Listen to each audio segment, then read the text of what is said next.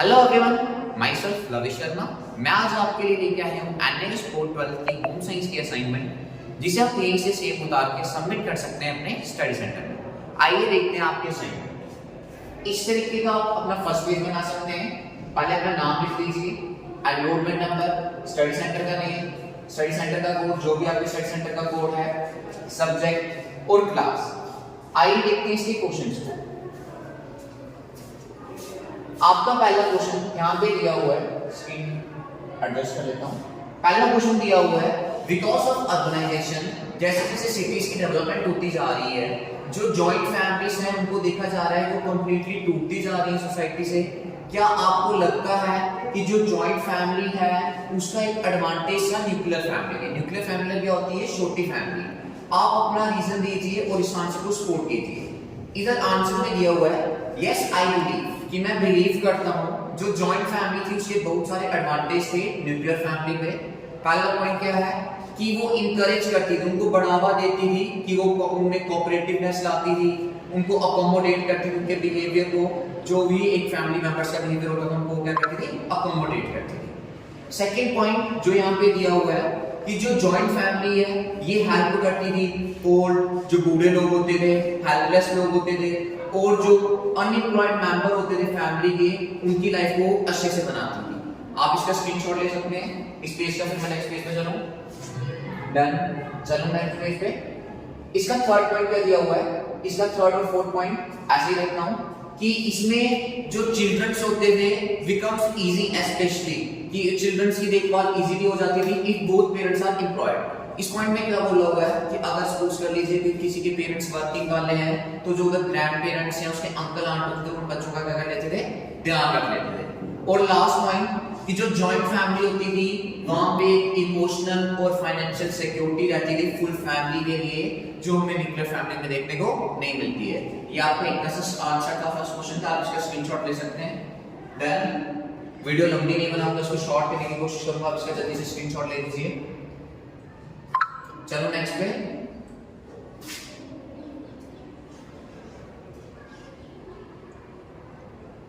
आपका second question है, write to difference between fine muscular coordination and gross muscular coordination with appropriate examples. इधर क्या पूछा हुआ है कि जो फाइन मस्कुलर कोऑर्डिनेशन है और ग्रॉस मस्कुलर कोऑर्डिनेशन है, इसकी दो एग्जांपल्स बताइए। पहले हमें ये पता होना चाहिए कि फाइन मस्कुलर कोऑर्डिनेशन क्या होता है और ग्रॉस मस्कुलर कोऑर्डिनेशन क्या होता है। फाइन मस्कुलर कोऑर्डिनेशन ये दोनों मसल्स के रिलेटेड हैं। फाइन मसल्स होते हैं हमारे स्मॉल मसल्स, और ग्रॉस मस्कुलर कोऑर्डिनेशन कौन से होते हैं? जो हमारे आ जाते हैं लार्ज मसल्स। जैसे कि अगर मैं आपको इसकी एग्जांपल्स बताऊं, फाइन मसल्स में आ जाएंगी जैसे आपकी फिंगर्स के मसल्स होते हैं, आपके टोज के मसल्स होते हैं। और ग्रॉस मस्कुलर कोऑर्डिनेशन में क्या आ जाता है? आपकी लेग्स के मसल्स, आपकी आर्म्स के मसल्स, आपकी बैक के मसल्स ये आ जाते हैं। तो इधर क्या लिखा हुआ है कि जो फाइन मस्कुलर कोऑर्डिनेशंस हैं इसको हम कैरेक्टराइज क्या कहां से कर सकते हैं कि जैसे मैंने आपको पहले बता दिया, स्मॉल मसल ग्रुप्स होते हैं। इसकी एग्जांपल्स इधर दी हुई है। नेक्स्ट पेज पे जैसे मैंने बोली वैसे ही कुछ लिखी हूं कि आप इसका स्क्रीनशॉट ले सकते हैं। फिर मैं नेक्स्ट पेज पे चलूं। डन, चलो नेक्स्ट पेज पे। इधर देख सकते हैं आप कि जैसे इधर इन्होंने दिया हुआ है, मैं इसको थोड़ा ऊपर कर लेता हूं कि आप इसका सेकंड क्वेश्चन का प्रॉपर्ली स्क्रीनशॉट ले सकें। कि जैसे हमें टास्क करना होता है कि एक नीडल में थ्रेड डालनी होगी या प्ले करना होता है म्यूजिकल इंस्ट्रूमेंट को, तब हम क्या करते हैं? अपने जो स्मॉल मसल्स, फिंगर्स वगैरह हैं उनका यूज करते हैं। ये चीजें इधर बताई हुई है। नेक्स्ट है gross muscular coordination. Gross muscular coordination को हम कैरेक्टराइज कैसे कर सकते हैं कि ये लार्ज मसल ग्रुप्स होते हैं जिसमें for basic less initiate task को परफॉर्म करते हैं। उसमें जैसे एग्जांपल बताइए, हमें जंप करना है, एक्टिविटीज लाइक प्लेइंग स्पोर्ट्स, कि अगर आपको स्पोर्ट्स खेलने हैं वहां पे आपको जंप वगैरह करना पड़ता है, वो सारी चीजें इधर आ जाएगी। या आपको कोई गन का टास्क करना है, उसके लिए आपके ग्रॉस मस्कुलर कोऑर्डिनेट जो मतलब आपके लार्ज मसल्स हैं वो वेल डेवलप होने चाहिए। अभी बात कर लूं अगर मैं इसके बाद आपके थर्ड क्वेश्चन की, आप उसे देख सकते हैं।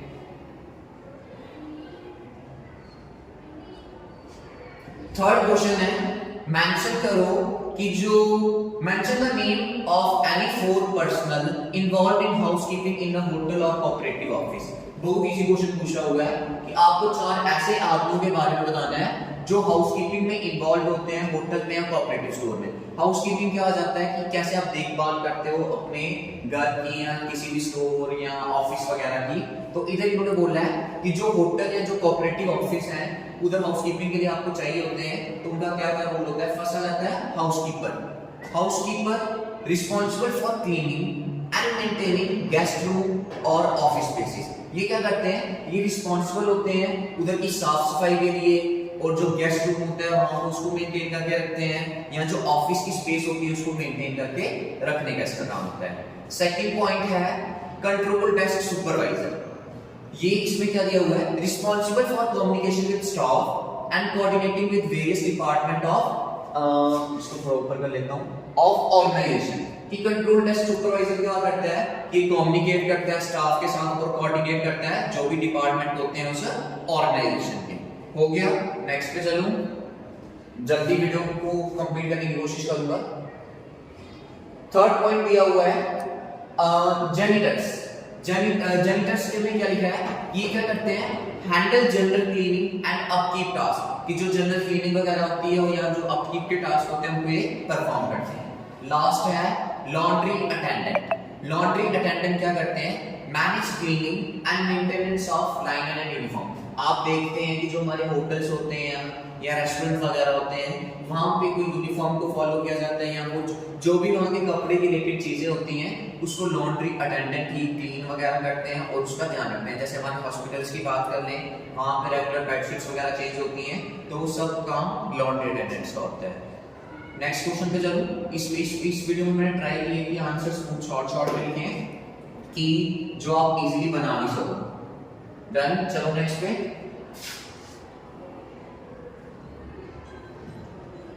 आपका फोर्थ क्वेश्चन जो यहाँ पे दिया हुआ है वो क्या है, to achieve our goals with limited resources we have to follow systematic method.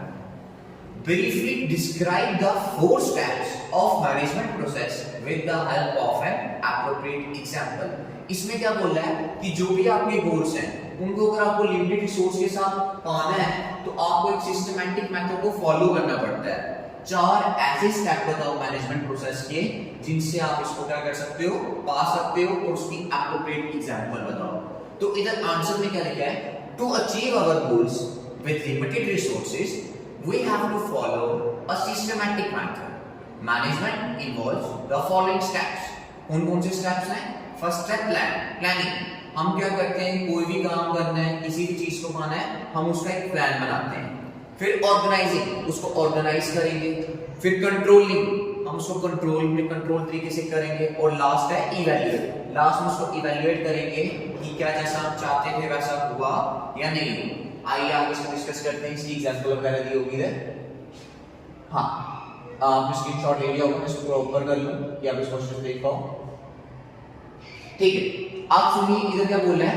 First you have to think about what to do and how it is to be done, that is you do the planning. इधर इन्होंने क्या बोला हुआ है, पहले आप सोचोगे कि आपको करना क्या है, फिर कैसे करना है, उसी को हम क्या बोलते हैं, प्लानिंग। प्लानिंग क्या आ गई कि पहले आप उसमें सोचते हो कि कोई भी काम है उसको कैसे आप व्हाट टू डू, करना क्या है और कैसे करना है, उसी को हम क्या बोलते हैं, प्लानिंग। नेक्स्ट चीज क्या है, then you assemble the resources. उसके बाद क्या करोगे, आपने प्लान कर लिया कि मैं हाँ ऐसे ऐसे करूंगा।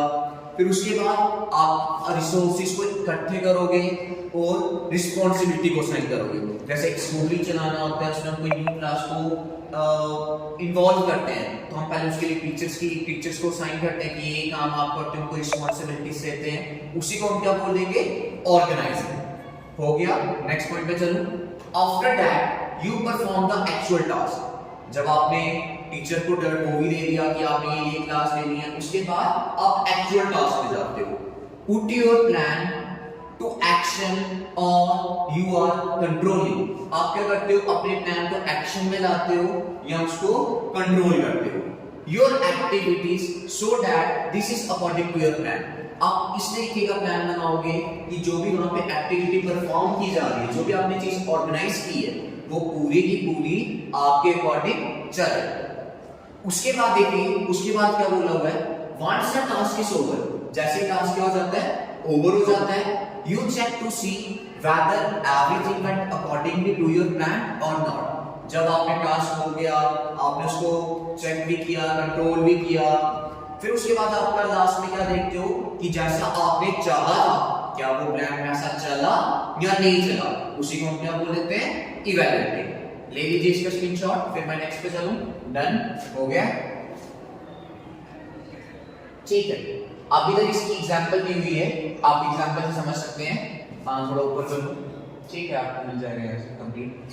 For example, in the contest of planning a camping trip, अगर आप क्या कर रहे हो, एक प्लान कर रहे हो कि आप एक कैंपिंग ट्रिप के लिए जा रहे हो, सबसे पहले प्लान में क्या जाएगा, आप डिसाइड करोगे ट्रिप की डिटेल्स कि जाना कहाँ है और कब जाना है, ये आ गया आपका प्लान। सेकेंड है organizing, assign task and create a schedule. इसमें आप क्या करोगे, टीचर्स को रिस्पॉन्सिबिलिटीज दोगे, जैसे आपके जो क्लास टीचर्स होंगे कि आपने बच्चों से पैसे कलेक्ट करने हैं, उनको जनरल गाइडेंस वगैरह देनी है कि ऐसे करना है, ऐसे करना है, पिकनिक में आप क्या पहन के जाओगे, और एक शेड्यूल डिसाइड करोगे कि हाँ इस तारीख को इतने बजे तक यहाँ से जाएंगे। थर्ड स्टेप आ गया controlling, monitor progress and adaptation. आप क्या करते हो, मॉनिटर करोगे कि हाँ कि बच्चों से पैसे आ रहे हैं या नहीं आ रहे हैं, और जिस तरीके की अडॉप्टेशन की नीड होगी, अगर जैसे बच्चे वहां नहीं जाना चाहते हैं तो हम उसको चेंज कर देंगे। लास्ट है assess success for future improvement.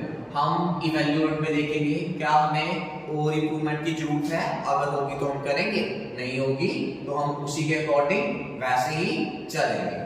आपके 4 क्वेश्चन कंप्लीट हो गए।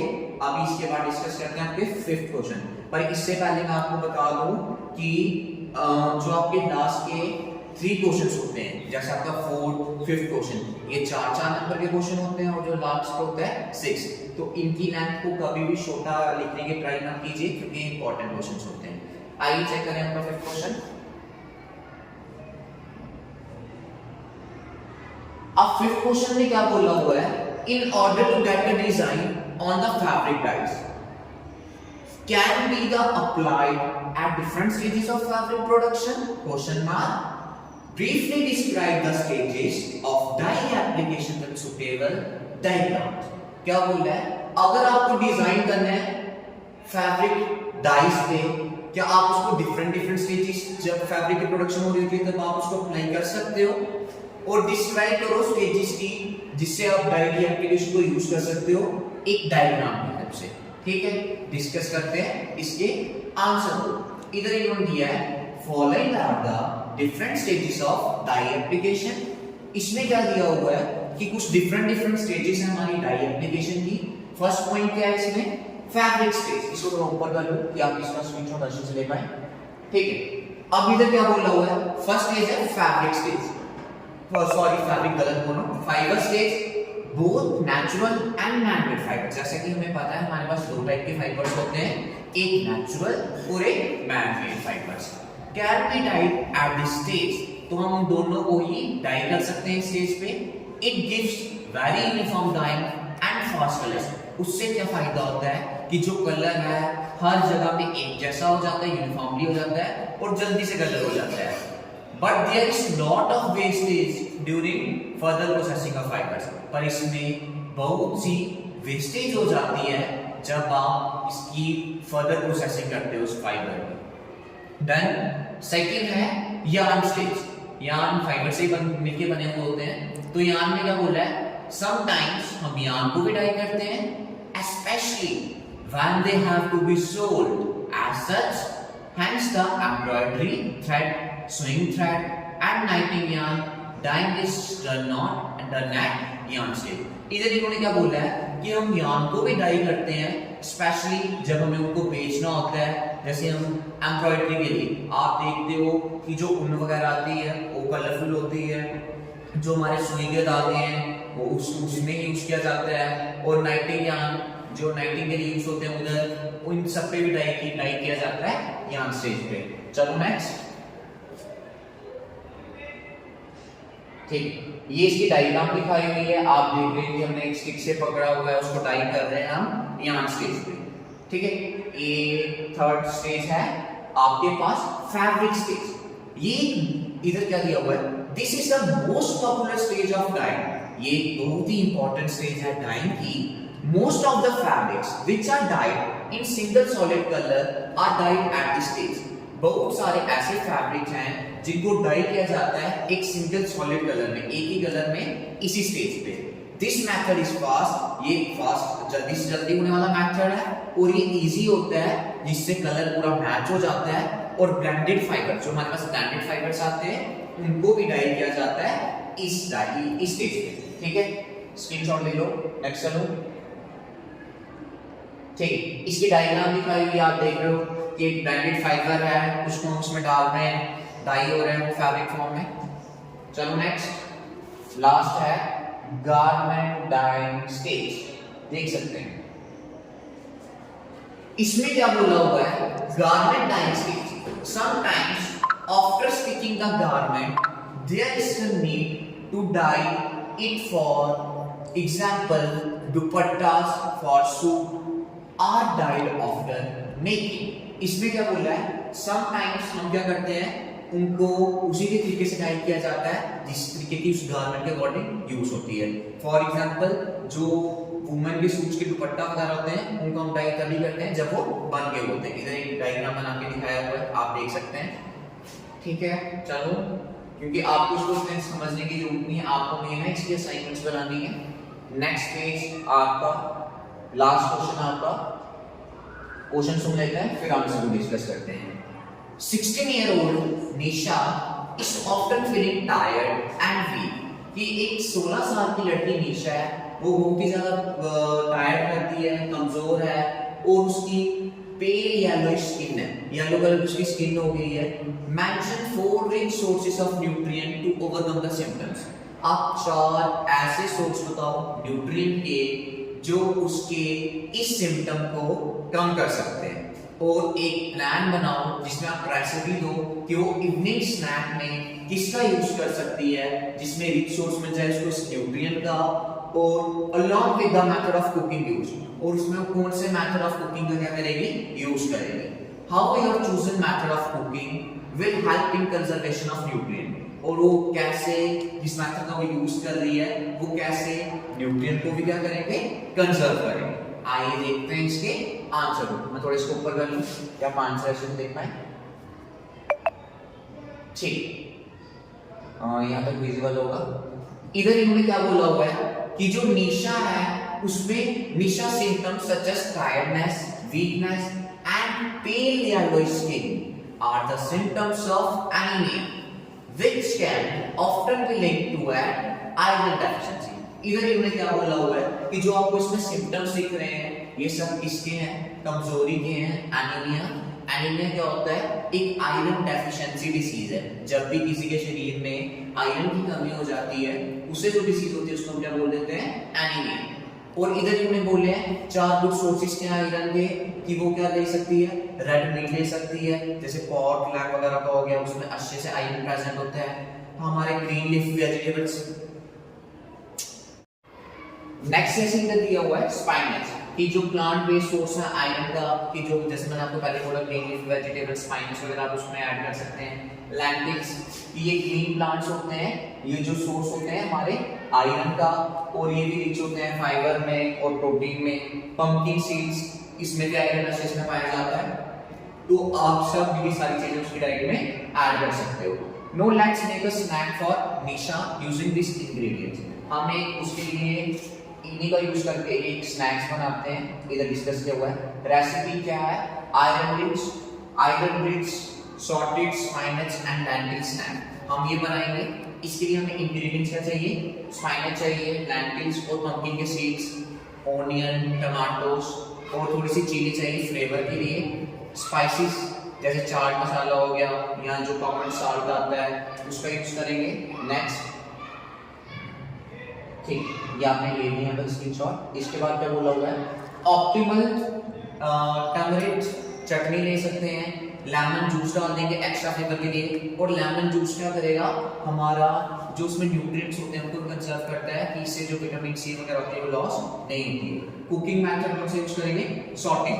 इधर देखो क्या बोल रहा है, heat a pan and add a bit of oil, इसमें थोड़ा सा ऑयल डाल देंगे, ऑनियन को अच्छे से पकाएंगे, टमाटर्स को चिली डाल देंगे, थोड़े मिनट तक उसको पकाएंगे जब तक वो सॉफ्ट नहीं हो जाए, फिर स्पाइनस डाल देंगे, सॉटे डाल देंगे कि जब तक वो सॉफ्ट नहीं हो जाए और मुलायम सी नहीं हो जाए। उसके बाद लास्ट पॉइंट क्या दिया हुआ है, मिक्स कर देंगे इसको प्री कुक्ड लेंटिल्स को और उसको थोड़ा टाइम के लिए पकाएंगे, season it with chaat masala, उसके बाद हम उसमें थोड़ा सा चाट मसाला और नमक डाल देंगे अपने टेस्ट के अकॉर्डिंग, और थोड़ी सी टर्मरिक की चटनी डाल देंगे और लेमन जूस, जिससे बॉडी का हमारा टेस्ट होगा, ये इसमें बोला हुआ है। और उसके बाद लास्ट में क्या बोला है, हम उसमें पंपकिन के सीड्स डाल सकते हैं, और पंपकिन के सीड डालेंगे और कोरिएंडर लीव्स, कोरिएंडर लीव्स से टेस्ट अच्छा हो जाएगा, उसको इन सब सारी चीज़ों को मिक्स कर देंगे और सर्व कर देंगे। अब प्रिजर्वेशन कैसे करेंगे इसमें वो बताई हुई है। प्रिजर्वेशन के लिए बोला है sorting the ingredients quickly over medium, ठीक है, हम जल्दी से इंग्रेडिएंट्स को जल्दी से डाल देंगे। Heat helps to retain the nutritional value, कि उसकी जिससे वो न्यूट्रिशन वैल्यू रह सके और फ्लेवर भी रह सके। ये जेंटल कुकिंग मेथड है और इससे जो वेजिटेबल्स और लेंटिल्स होते हैं क्रिस्पी रहते हैं और उनका टेस्ट बढ़ जाता है, और जो मेथड है कुकिंग का ये मिनिमाइज कर देता है कि जो लॉस नहीं होने देता है एसेंशियल न्यूट्रिएंट्स का, और ये स्नैक्स को डिलीशियस और न्यूट्रिशियस बना देता है। स्टोर कैसे कर सकते हैं उसके इवनिंग स्नैक को लास्ट में, क्योंकि हमें थोड़े मार्क्स के अकॉर्डिंग लिखना था क्योंकि ज़्यादा नंबर का क्वेश्चन है। लास्ट में क्या बोला हुआ है, store for evening snack, to preserve snack for evening, make sure it cools down to room temperature, then store it in a air tight container and keep it in a refrigerator. आप उसको fridge में रख सकते हो, air tight container में डाल के रख सकते हो कि जहाँ पे वो खराब नहीं हो। दिस यूज से क्या होगा, इसमें जर्म्स और बैक्टीरिया नहीं आएंगे और वो मेंटेन रखेगा अपना फ्लेवर और न्यूट्रिशनल वैल्यू को। एट लास्ट अगर आपको एनालिसिस में कोई भी इशू आ रहा है, जैसे आप कहीं बिजी हैं, अपनी असाइनमेंट्स वगैरह खुद नहीं बना सकते हैं, तो आप मेरे साथ कॉन्टेक्ट कर सकते हैं। आपको बनी बनाई आपकी असाइनमेंट्स प्रैक्टिकल सब कुछ अवेलेबल हो जाएगा, वो भी बहुत ही कम रेट में। या आपको एडमिशन या स्टडी ट्यूशन के रिलेटेड कोई भी गाइडेंस चाहिए तो आप मेरे साथ इस नंबर पे कॉन्टैक्ट कर सकते हैं। मेरा फ़ोन नंबर है 8082242549। आप इस नंबर पे मेरे साथ कॉन्टैक्ट कर सकते हैं। Thank you.